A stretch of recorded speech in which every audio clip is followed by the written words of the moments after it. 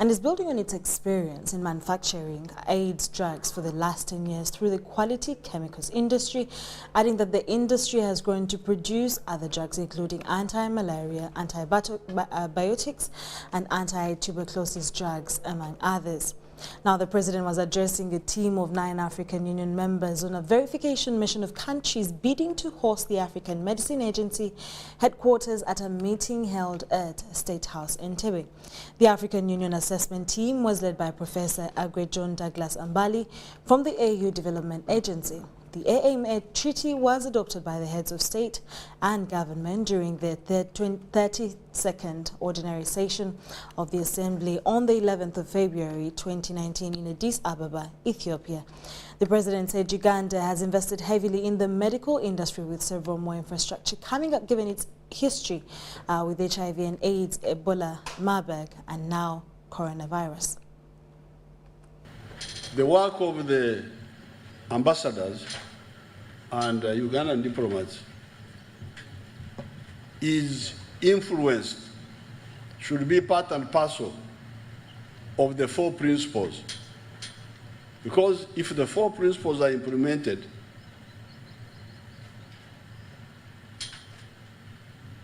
the production will be so big that our foreign service people will have to do a lot of work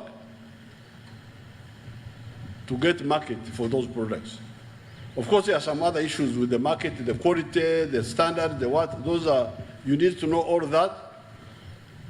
Work with the Ministry of Agriculture, work with the Ministry of Industries, so that all those are fulfilled and then our products are sold and your people enjoy prosperity. Now, on the issue of strategic security, which is the second point, mission target, Africa cannot be secure if we don't work together. When you hear that there's a problem in Congo and we are just sitting here, if we don't work together, it will also grow and come here. But if we work together, it is simple, we can solve it.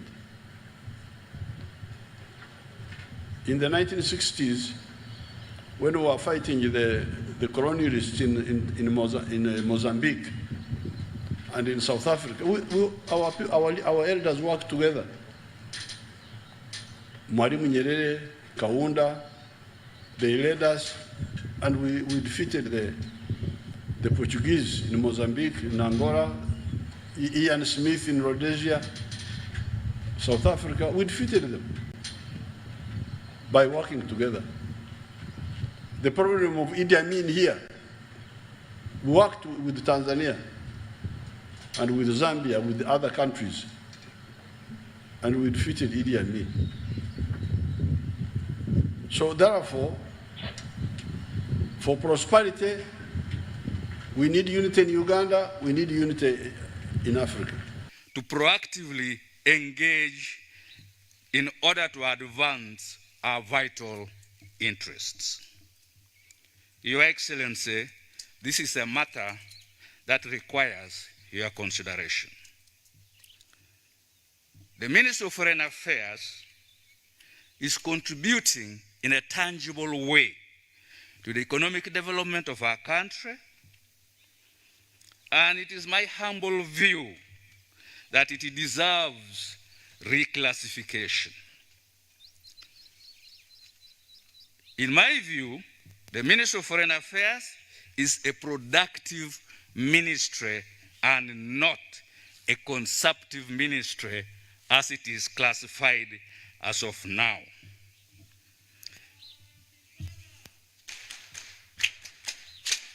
In the industries and oil fields that the ambassadors visited, for example, they have identified finding markets for the products made, attracting capital investment, obtaining appropriate technology and capacity gaps, among others, as some of the things that needed their attention and will engage them for some time to come.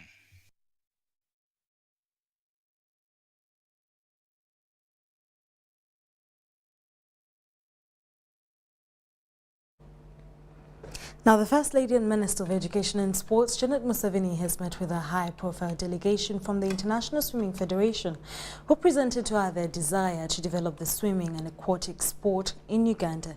The delegation is on tour of 5 African countries, including Uganda, Tanzania, Burundi, Rwanda, Egypt and Djibouti, to inspire the young generation under FINA's Learn to Swim for Health and Life program. They aim at promoting and encouraging the development of the swimming career in these countries.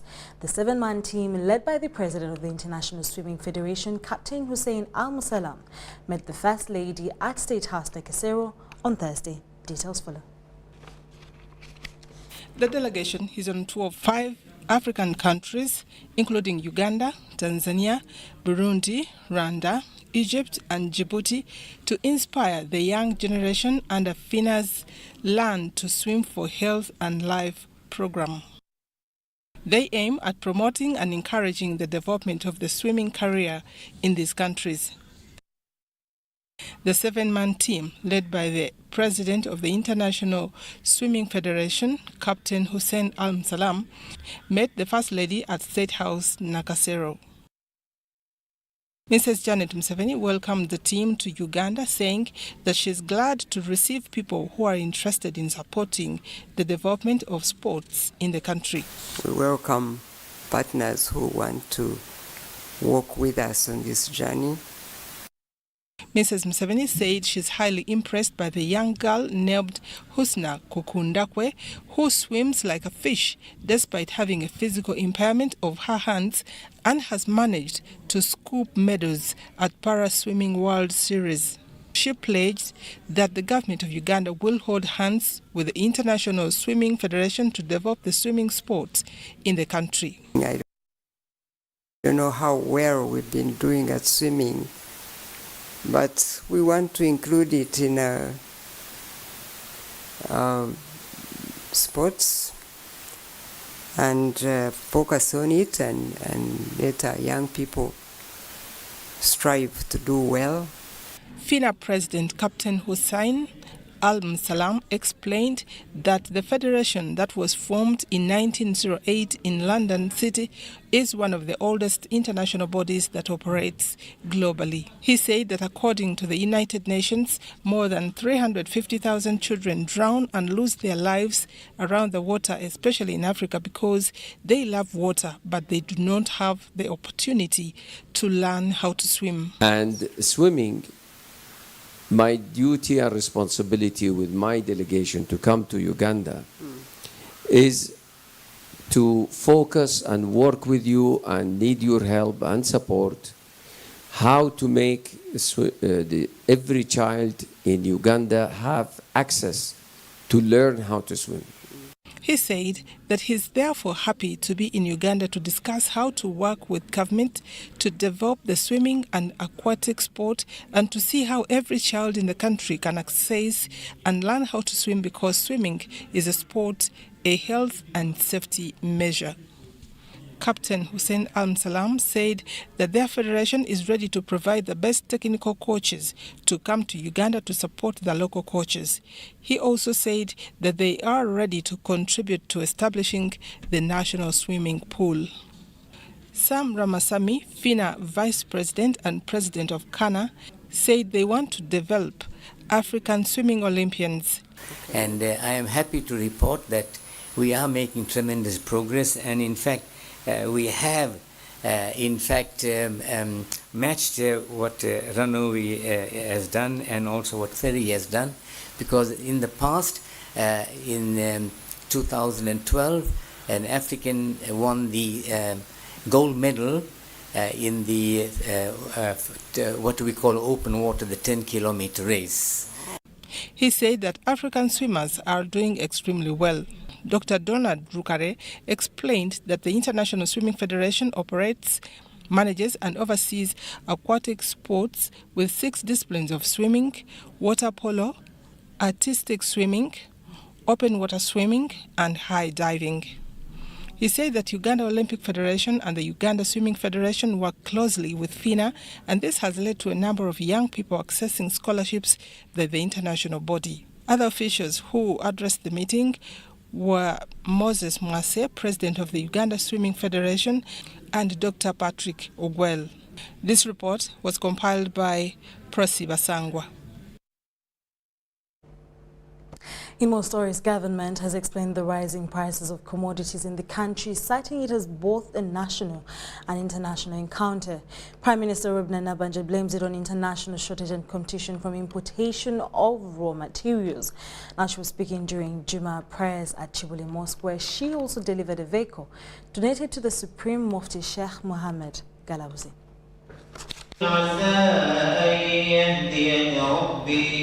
Just like other Fridays before, the grounds of Kibuli Mosque in one of the suburbs of Kampala were set for the day's Juma prayers.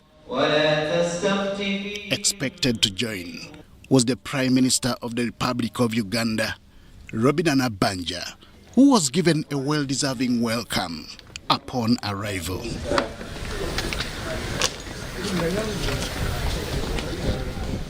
Kituwadde ekitiibwa n'essanyu oboolyawo n'okusaabula ebyo n'ebadde byogerwa nti abantu b'ekibuli tebakwatagana na gavumenti.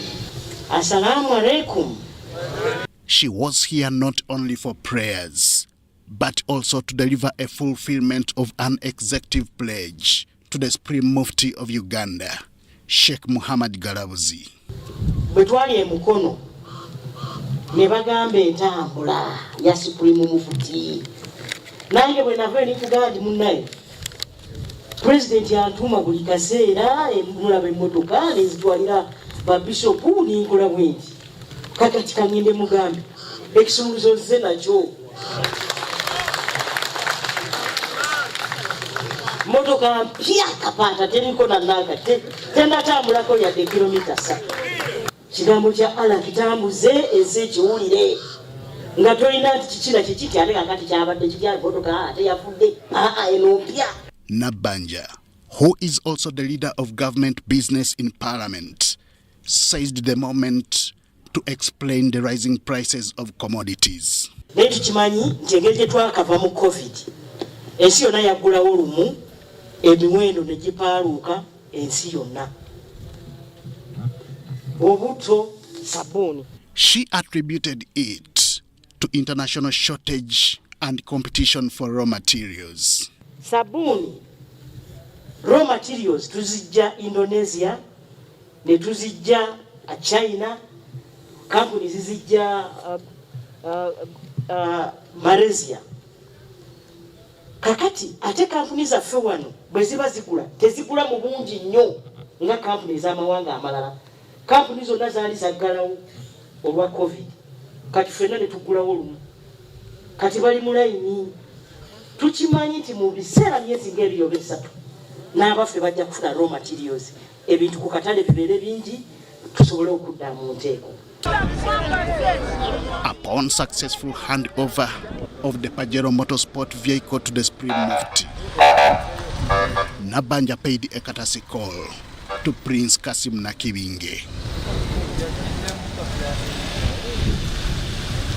The President of the Republic of Uganda has been supporting the religious institutions, both Muslims, Catholics, and other denominations, especially at the level of bishops.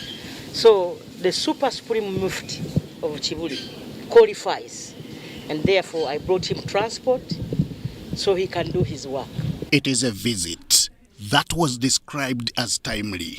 But we thank her and the entire government of Uganda for a good working relationship we have.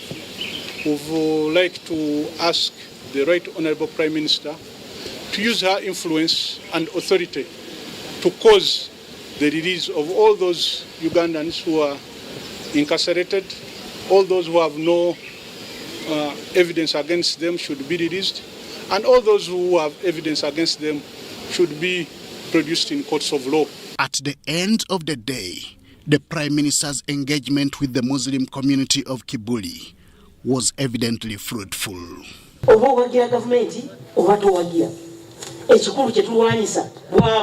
Henry Okrut, UBC. 15 justices of court of appeal are set to kickstart hearing over 80 parliamentary petitions and local council appeal petitions arising from the 2021 general elections. The appeals, which will start next week on Monday, 21st March 2022, will be handled by the 4 quorums of justices, including the Deputy Chief Justice, Richard Butera. Now, this was communicated by the Judiciary spokesperson, Jamson Kalimani. Details for that.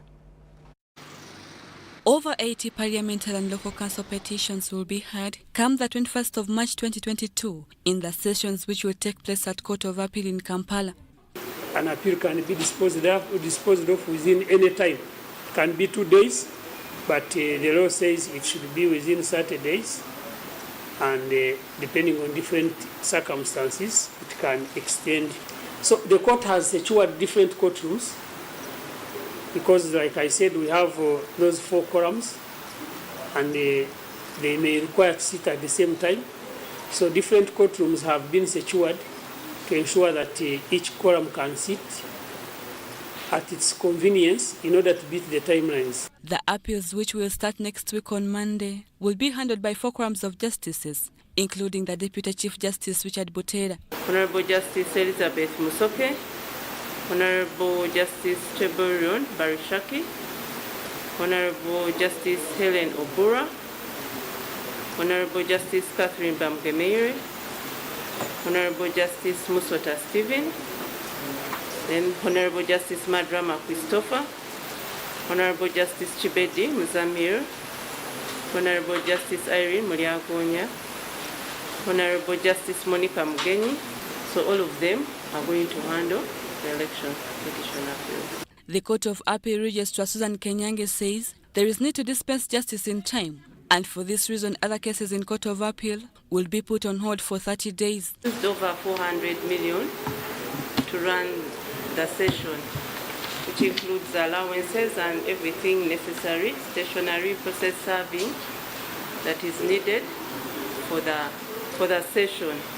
There are petitions that were withdrawn during the process of conferencing, and among these include the Kawempe North petition, which was filed by Suleiman Chidandala against Muhammad Sagirinya, and a Pama Mayo Browa petition against the State Minister for Lands Obiga Kania.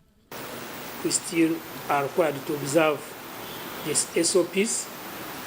So for that reason, we shall be allowing a minimum number of people in the courtrooms in order not to crowd them. The first priority will be given to the parties, who are the petitioners and the respondents. The second category will be their lawyers. Now, for any other person, we shall receive them and see how many can be. Natong Rebecca, Namamonde Deborah, UBC News. State House Controller Jen Barechi has said that 21 zonal industrial hubs that have been established under the presidential initiative on skilling Uganda will help scale down unemployment rates, especially among the youths, and stimulate industrial production. Now, Barechi said this during a meeting with officials from the Ministry of Local Government, Chief Administrative Officers, Members of Parliament, Resident District Commissioners, Local Council 5 chairpersons, District Internal Security Officers, and District Commercial Officers at pre-launch meeting of the hubs at Luhonge in Bali. She said Uganda faces a number of constraints in its development agenda with low levels of competitiveness, industrialization, and value addition. Then another category that this hub has is common user machines. When the president thought about skilling Uganda,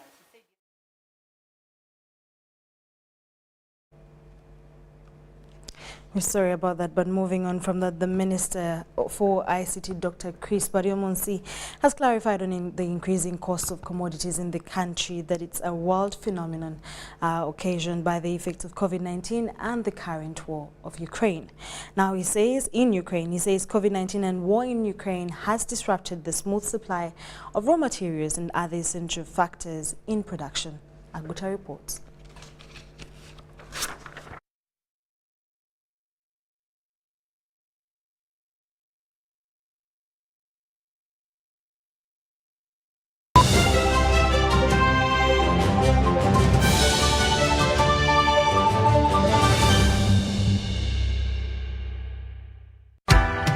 MBs are now bigger MBs only on MTN. When you load a daily bundle of 250 shillings, you no longer get 15 MBs, you get 30 MBs. For 500 shillings, you no longer get 40 MBs, you get 80 MBs. For 1,000 shillings, it's no longer 100 MBs, it's 180 MBs. Dial *150*10# or use the My MTN app to load bigger daily bundles only on MTN. MTN is regulated by the Uganda Communications Commission. Where does it come from? That thing that makes us Ugandan. That thing that makes us different from everybody else. Where does it grow infinitely?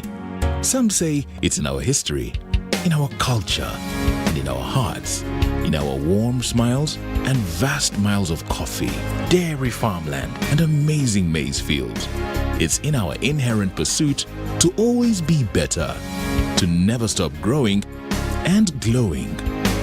So you see, we are more than just a waving flag. We are a nation of sweat and skills, a nation of ideas and inventions. But what truly makes us Ugandan is our quest to improve the quality of life for Ugandans by creating sustainable jobs, businesses, and improving household incomes. That's what makes us Uganda Development Bank. Uganda Development Bank, inspiring development. It's Freaky Friday from Airtel. Buy or gift, buy or give. Get freaky too! Dial *149*10# to load a Freaky Friday bundle for you to enjoy the best offers on voice and data. To buy a bundle for friends and family, dial *149*10*5#. Freaky Friday with Airtel. Buy or gift a bundle today. Dial *149*10# to get started. Airtel, the smartphone network.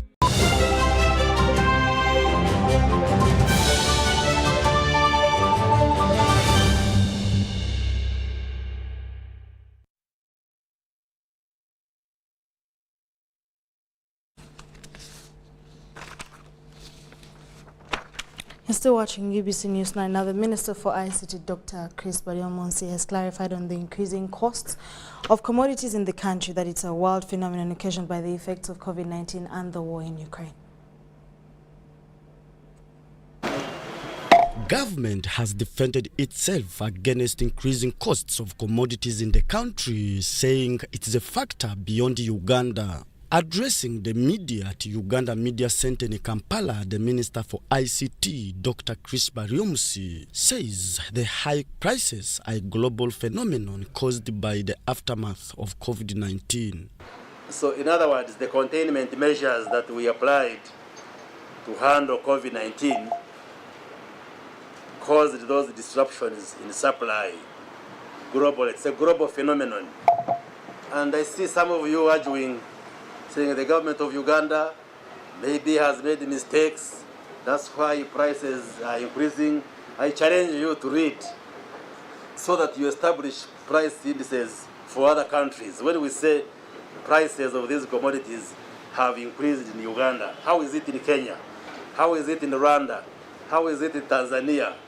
How is it in Europe and America? He further explains that the war in Ukraine also has disrupted the smooth supply of raw materials and other essential factors in production.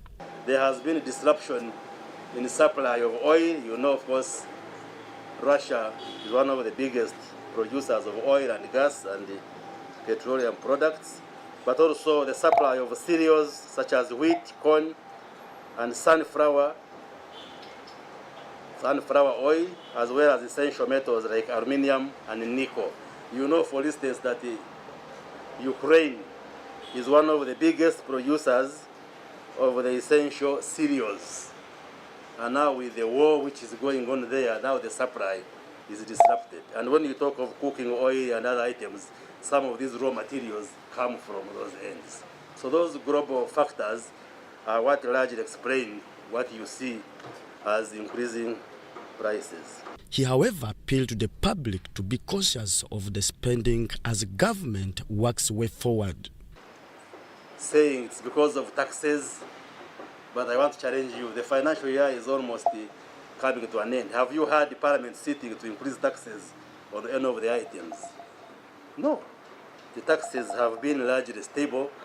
What had been approved last time as taxes is what we have maintained. So the explanation for these price changes are largely extrinsic, are largely external and not internal factors. And we observe that these are temporary, and therefore would want to comfort Ugandans not to panic. Bariomusi, who was at Uganda Media Center to communicate cabinet decisions, says cabinet decided to establish industrial parks in every sub-region of the country as a means to create jobs. We would like to create jobs and ensure that our young people, our graduates and the young population in this country can get employed. Philip Aguta, UBC News in Kampala.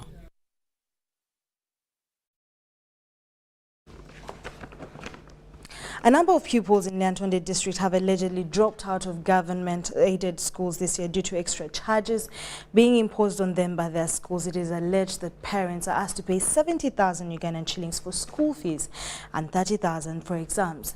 Nabigoye Katale Village Chairperson Jackson Byaruhanga disclosed this during a baraza, also known as Accountability Forum, where residents interact with civil servants on service delivery. Oko has a detailed report on this story. The Office of the Prime Minister has held an open forum accountability meeting with Lyantonde district residents where a number of issues were raised, mainly the extra fees charges on learners in government schools. The Minister for General Duties, Justin Kasule Lumumba, officiated the Baraza Accountability Open Forum by the Office of the Prime Minister in Kaliro Town Council, Lyantonde District, and warned district leadership against charging learners extra fees except for the official fees. They should stop because they charge and they are boasting about getting money in Division 1. But they are looking at those who have been able to get Division 1 in P7, not looking at those who have dropped out of school because of those charges, right from P1 up to P7. So going with a few, leaving the majority. And yet, the main intention of UPE was to make sure everybody gets to school, gets the opportunity to get to a classroom. Akamupa Stephen is among the 200 school dropouts in Nabigoye Katale Village, Lyantonde District. He was left with no option but to work at a dairy farm to make ends meet after his parents failed to raise school fees. The sente z'okusoma zaabula bwe zaabula sente zaaba nyingi lwentuuka mu kirasi ticha nga ngoba nga nzirayo waka nga ngenda mu kulima bwe basirimye nga ngenda nnunda. In Nabigoye Katale Village, parents are paying 70,000 Uganda shillings for school fees and 30,000 Uganda shillings to buy exams which some have failed to raise, claiming that it is expensive. We are paying 30,000 for exams. We are paying school fees, which is around 70,000. When you add those money, you get 10,000. So these people we are heading as Chairperson 0C1, they cry because their kids, they are at home. They are now worried that they could be a breeding ground for the illiterates in their village who will become criminals in future. These children, they will become thieves because they start home. When the others are going to school, you may find those kids killing those ones who are going to school because they are there as sagas. Now, parents led by Byaruhanga have appealed to the Minister of General Duties, Justin Kasule Lumumba, to compel the President to arrest the culprits who are sabotaging UPE program. Informing the head of state, Commander-in-Chief, His Excellency Yoweri Kaguta Museveni, that DOs, ODO in Lyantonde district and other leaders, they are there destroying education in Lyantonde.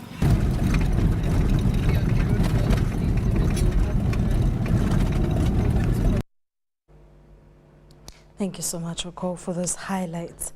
Now, the Minister for ICT, Police Directorate of Fire Prevention and Rescue Services want an independent legislation to streamline the operation of the Directorate. The Director of Fire Prevention and Rescue Services, AIGP Henry Mugisa, raised this concern while passing out 100 officers certified in firefighting at the Directorate headquarters in Kampala.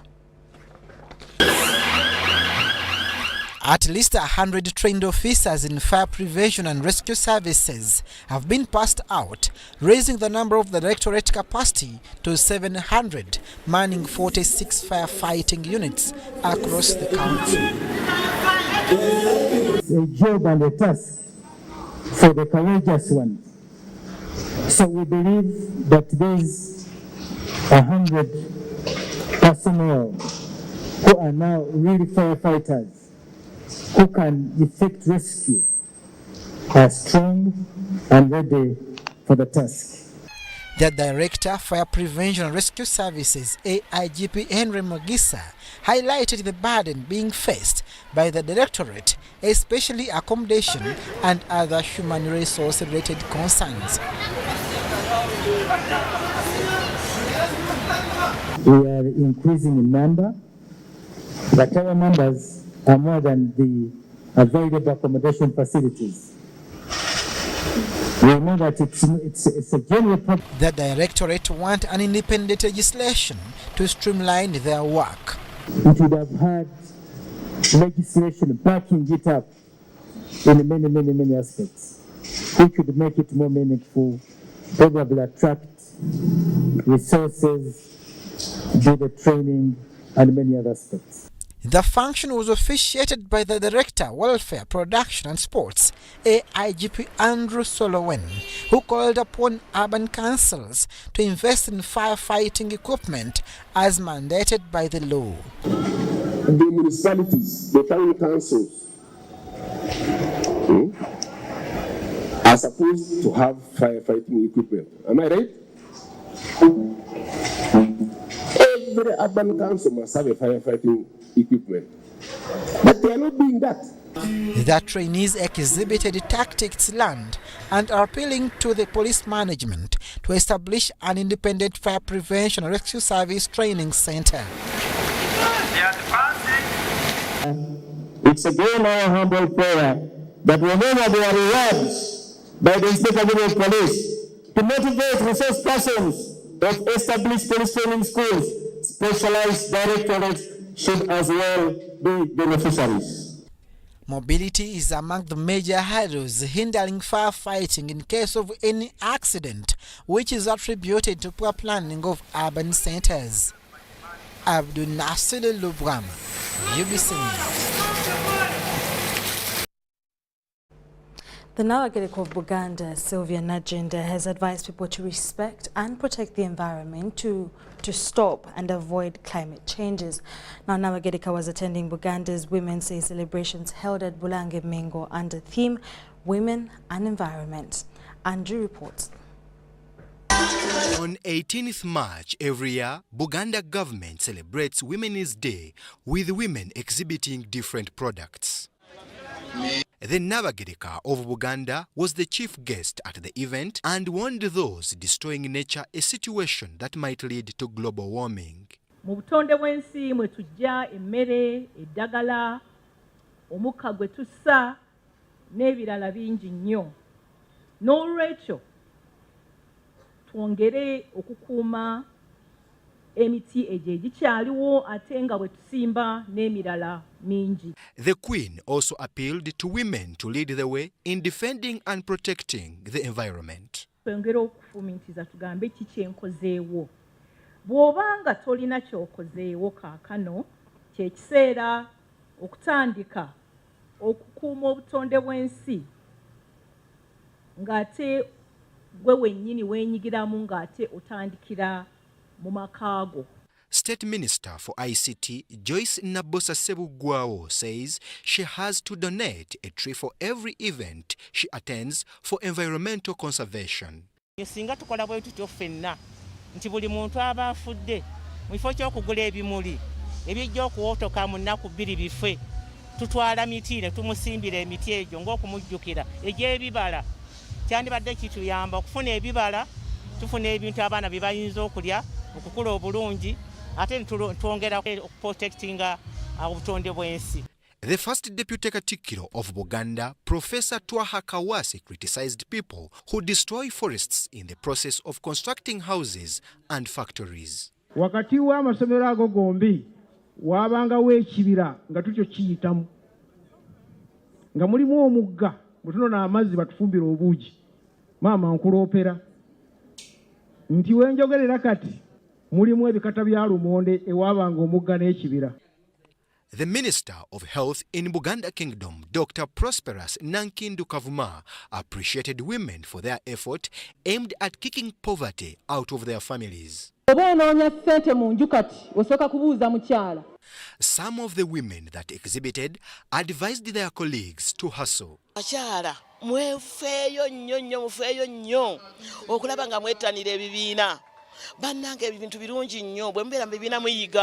Buganda Women's Day was celebrated under the theme Women and Environment. Brian Tumwinebya Ruhanga and Rusebira, UBC News.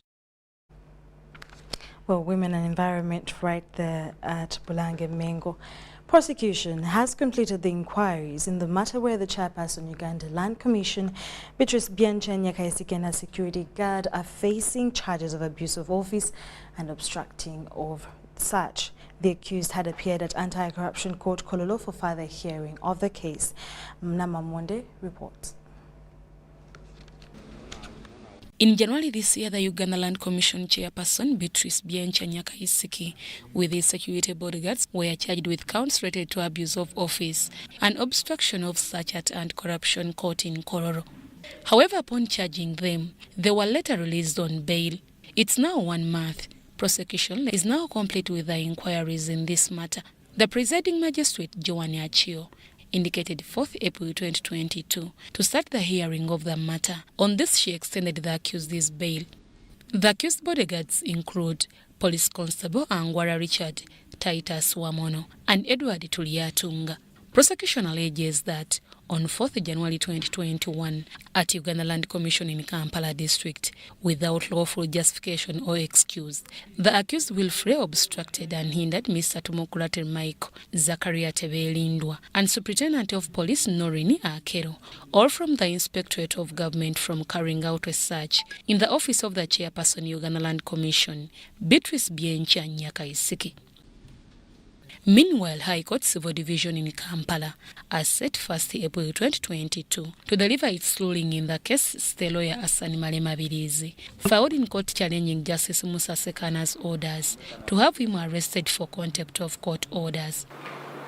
This court exercising its powers. Malema Birizi says the orders leading to his arrest by Justice Musa Sekana, the case was ad ex parte. On this, he wants this court to quash the orders since there was no fair hearing. Although Justice Boniface Wamala had indicated today to deliver his ruling in this matter, this was impossible since he was not in court for some reasons. Although Malema Birizi had requested to have the ruling today, all was in vain. Order 50 Rule 3 empowers the registrar to entertain intellectual applications, and it's under that order rule that I pray that this court exercising these powers to grant me interim release. The matter was adjourned by the High Court Registrar Jamson Kalimani, and the accused Hassan Malema Birizi was remanded to Kitalia Government Prison. The embattled Asani Malema Birizi is serving a sentence of 18 months when he was found in contempt of court by Justice Musa Sekana for insulting judicial officials. Deborah Namamonde, Nantongo Rebecca, UBC News. Thank you so much, Deborah Namamonde. Moving on from that, it is not true that government is planning to phase out primary teachers' colleges across the country, but rather change of mandate to teach training institutions. Now, to this effect, admissions for O-level finalists to the teaching professions have ended with plans to have all teachers attain a bachelor's degree. This clarification follows concerns from communities in and around some of the PTCs demanding answers as to why and what will become of the affected education institutions. Take a look.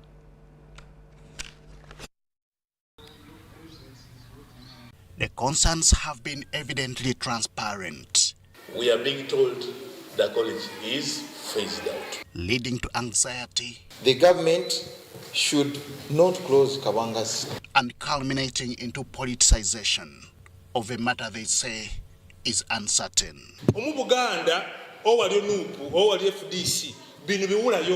These flaring tempers result from a 2021 Wednesday, October 20th headline from one of Uganda's leading daily newspapers. In it is a plan by Ministry of Education to elevate Shimonikoa Primary Teachers College to a Uganda National Institute of Teacher Education. UNITE, as goes its acronym, is part of the implementation of the National Teachers Policy. National Council for Education has already sent teams to visit the 6 campuses, that is Shimoni, Koa PTC, which is going to be the headquarters for UNITE. They have also gone to Moni, which is one of the UNITE campuses. They have already gone to Unyama in Igulu. They have already gone to Kaliro. They have already gone to Mubende and Kabale. To implement this, primary teachers' colleges have not admitted all-level finalists for teaching courses. This has not rubbed some communities the right way.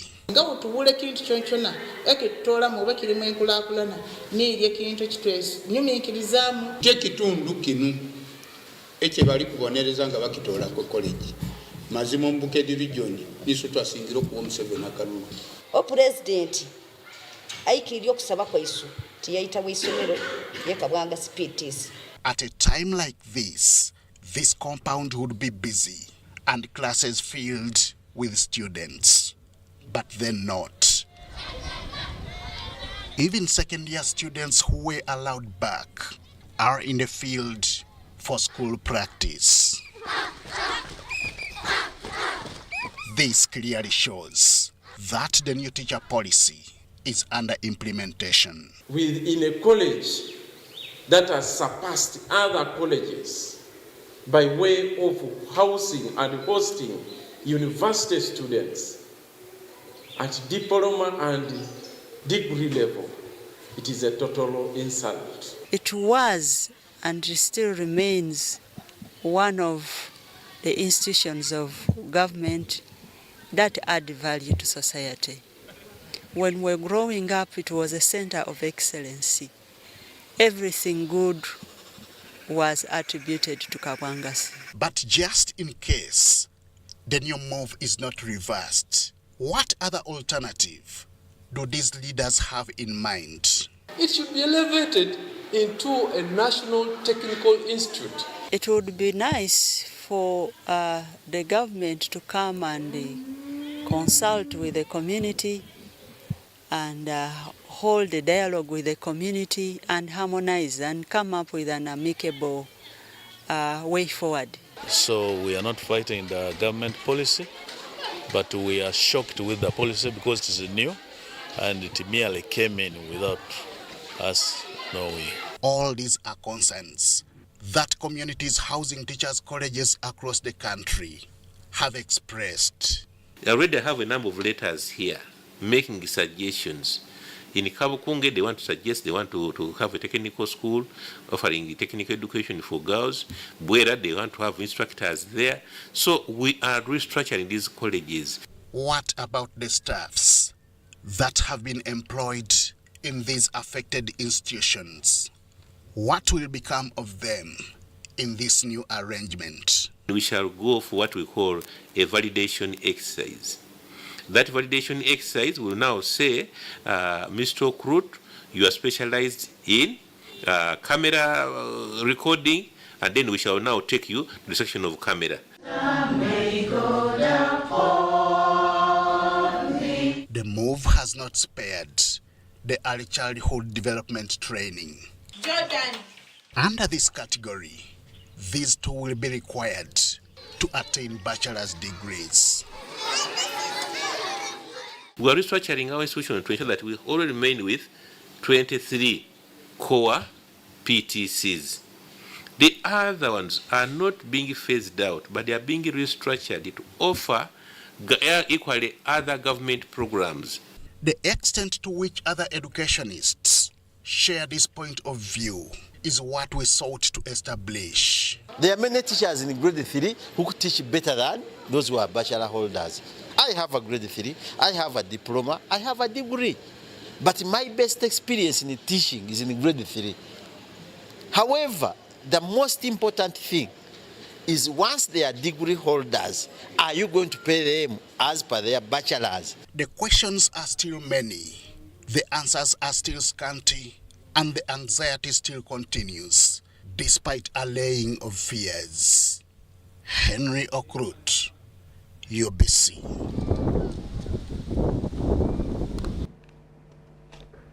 Thank you so much, Henry Okrut. The iHealth Care Resource Book for Health and Education Trainees has been launched to ensure that there is increased access to information on eye health.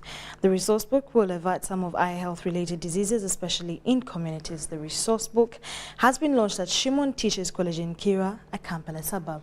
Kai reports. Quality eye health requires specialized procedures and trained human resource that is still lacking within the health system. This has led to a partnership of Light for the World, Ministry of Gender, Labour and Social Development, Ministry of Education and Sports to launch the Eye Health Care Resource Book for health and education trainees. A book like this one equips the teachers and health workers with knowledge and also information about places where to refer the people with conditions that are talked about in the book.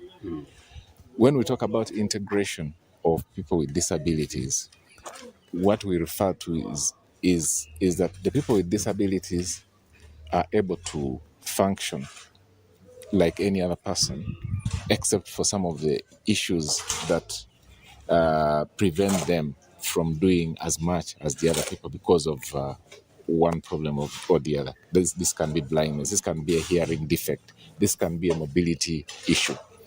So we would like to have a society that first and foremost is willing to integrate them in the everyday activities.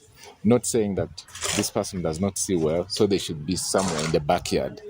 Most of the impairments are not seen, including eye impairment, and the resource book will demystify all myths about eye health. In the training curriculum of teachers, we do health education, and eye health is one of the things that we do, but we did not have resource books. So this one gives us an opportunity that our teachers in training and even those in schools are going to have a more simplified book. And this book is covering quite a number of things, ranging from what the problems are, the anatomy of the eye. It has so many things, the anatomy of the eye, what could be the problems that can come up, how can this teacher manage these problems, and where can this teacher refer this person. The resource book will build to the capacity of healthcare providers to ensure early identification and referral to the crucial treatment or a device a child needs to maintain healthy eyes or improve their vision. According to Light for the World, eye health is an entry point for preventing disability and empowerment, especially in the job market. I've already said they are teachers. So what we are giving them is basic information about eye health so that they can be able to point out and say, look, I think this child has a problem. And as you have heard in the book, there is a referral. At least they will be knowing if a child behaves in this way with their eyes, it seems they have this problem. And because they have this problem, this is where the child is supposed to be sent. Light for the World has pledged its continued support with necessary government bodies to build sustainably accessible quality services to strengthen the health system. The 100-page book is to be translated in different languages to ensure that the information in it is received by everyone. The copies of the resource book will be available in all training institutions for the tutors, teacher trainees, and health workers. Sudat Kaye, UBC News. Let's take a short commercial break and we'll be back with business news.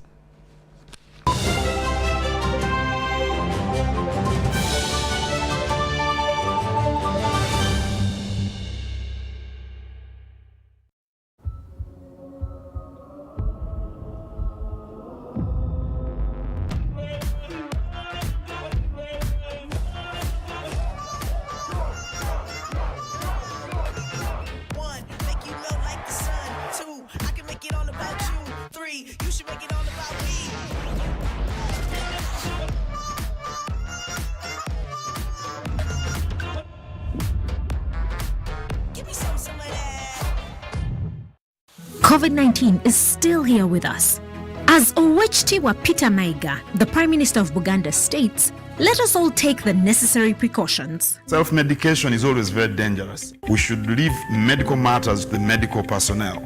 It's only a healthy population that can produce wealth. And if you want to work for your well-being, you must care about your health first. Because of the new COVID-19 circulating variants like Omicron, it is very important for all of us to be fully vaccinated with 2 doses of the same vaccine type. It's only those getting Johnson & Johnson who receive only a single dose to be fully protected. Even after vaccination, continue to adhere to all SOPs by wearing a mask properly, covering your mouth and nose, washing your hands regularly with soap and clean water or using an alcohol-based sanitizer, maintaining physical distance of at least 2 meters from others and avoiding crowds. Echa COVID-19, chija kugwa. This message is from the Ministry of Health with support from UNICEF and partners.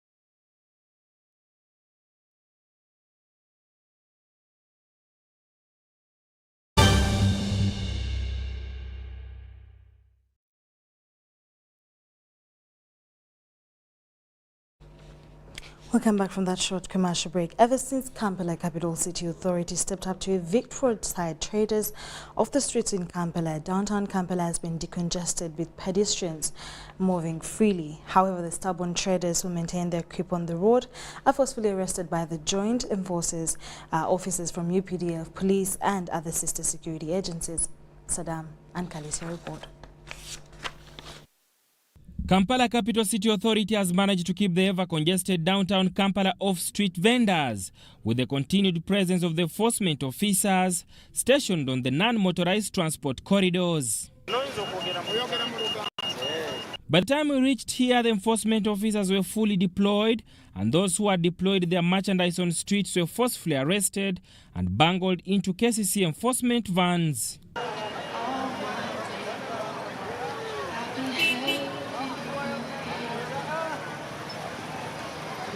Naenze sasoma naye police njogero oluzungu lwentategera ne batwala ebyange era bava kubitwala sawa ya kakati kati ndyewa bagamba abalema baba obutale nze siri mulema ni muzeyi.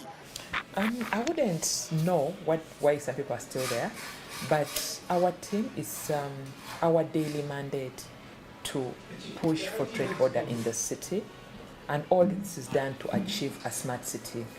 Because we want our city to look the part, the infrastructure, the way the city looks should look as a smart city. That is our vision. That's what I want to see. Some city vendors are now trading and packing their products in sacks upon the arrival of the enforcement teams, and business kickstarts immediately after the enforcement officers have left.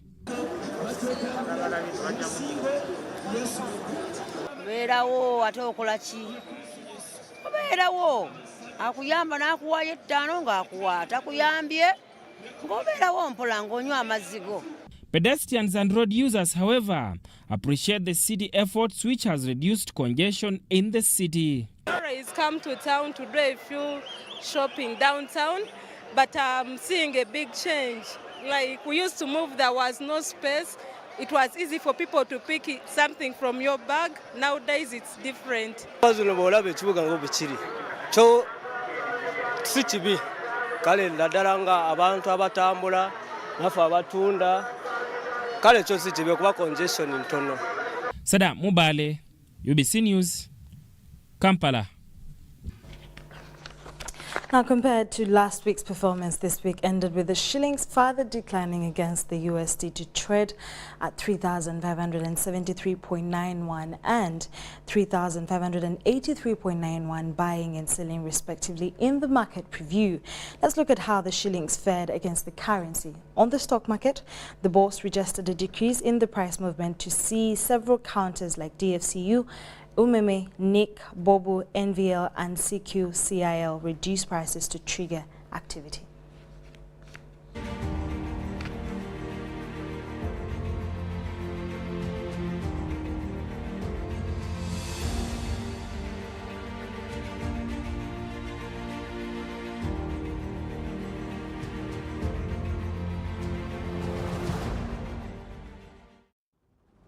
As we look at our financial diet this Friday, let us start with the forex market. Compared to last week's performance, this week ended with the shilling further declining against the US dollar to trade at 3,575.43 and 3,585.43, buying and selling respectively. In the market preview, let's look at how the shilling fared against other currencies.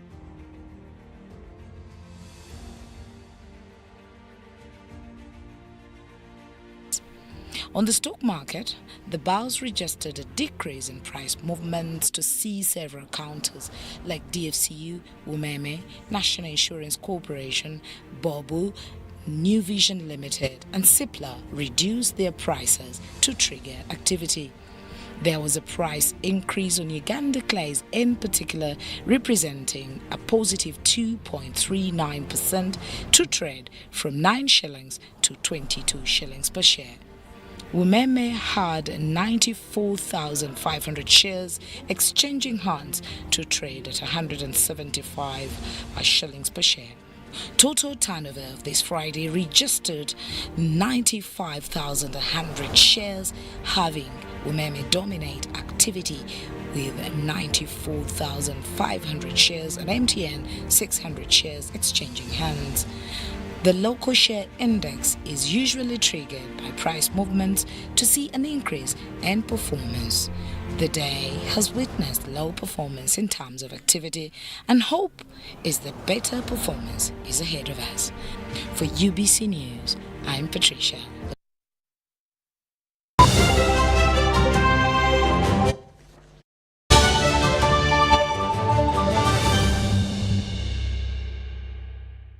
It's Freaky Friday from Airtel. Buy or gift. Buy or give. Get freaky too! Dial star 149 star 10 hash to load a Freaky Friday bundle for you to enjoy the best offers on voice and data. To buy a bundle for friends and family, dial star 149 star 10 star 5 hash. Freaky Friday with Airtel. Buy or gift a bundle today. Dial star 149 star 10 hash to get started. Airtel, the smartphone network. Water and environment resources are the key components to our survival. That is why we need to protect our wetlands, rivers, lakes, soil, and trees. Join the Uganda Water and Environment Week for a 450-kilometer walk from Luzira, Kampala to Lira City as we work for water, environment, and climate change. Flag off will be at the Ministry of Water and Environment headquarters on 3rd March 2022 through the Eastern Road and will end at Lira City Mayor's Gardens on 18th March 2022. The walk is part of the activities of the Uganda Water and Environment Week 2022. It is organized by Ministry of Water and Environment through the Water Resources Institute and Workers Association of Uganda with support from development partners.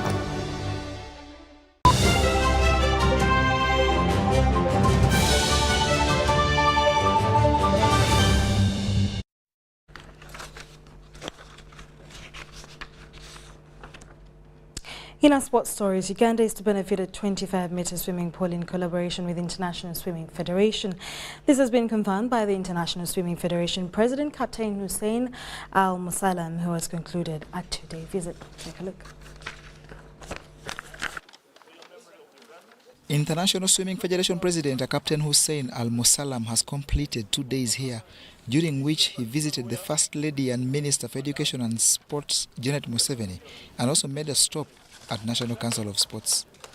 The discussions focused on many issues, especially infrastructure development, and have yielded results, with government expected to play a key role in providing land and addressing the tax issue. Well, they know we talked today about we need a plan about the first 5 years, what's going to happen to the pool.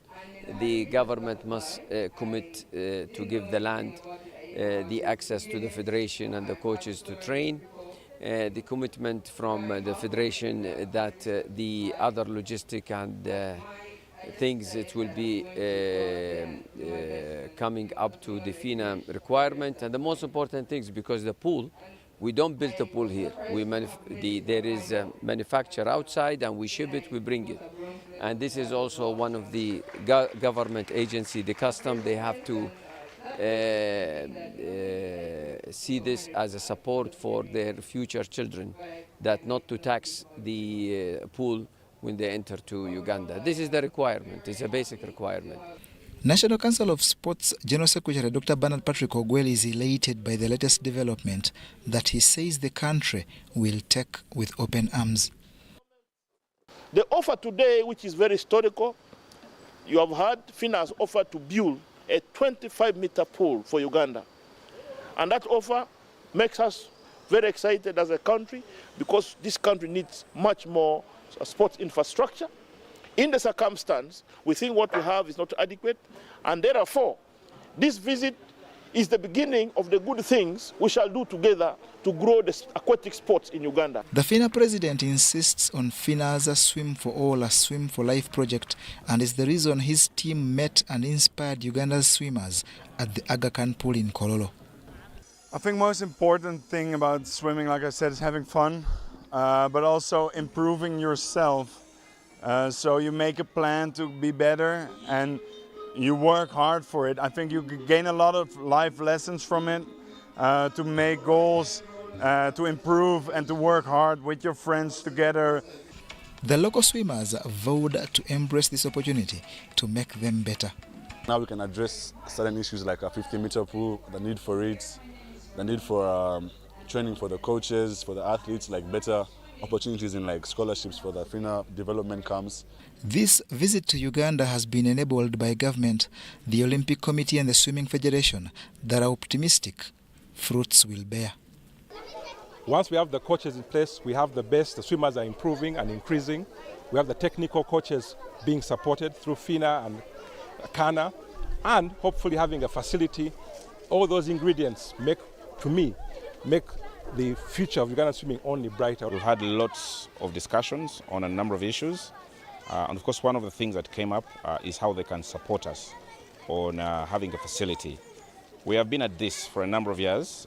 Government has indicated their support and willingness to help us get this project going. We've identified the land and we have several other alternatives.